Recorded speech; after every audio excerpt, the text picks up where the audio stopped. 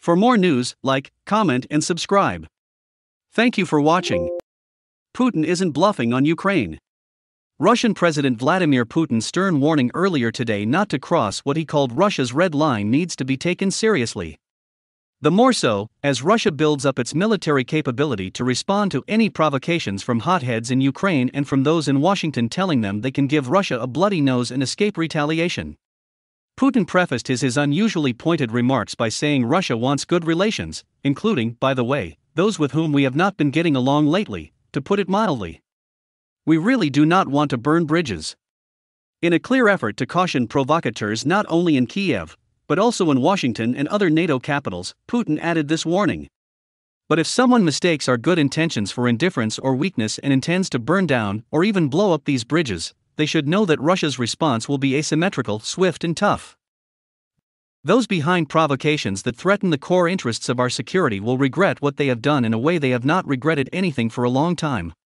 At the same time, I just have to make it clear we have enough patience, responsibility, professionalism, self-confidence and certainty in our cause, as well as common sense, when making a decision of any kind. But I hope that no one will think about crossing the red line with regard to Russia. We ourselves will determine in each specific case where it will be drawn. Does Russia want war?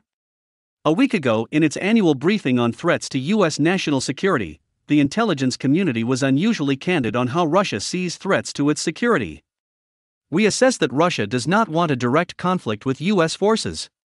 Russian officials have long believed that the United States is conducting its own influence campaigns to undermine Russia, weaken President Vladimir Putin, and install Western-friendly regimes in the states of the former Soviet Union and elsewhere.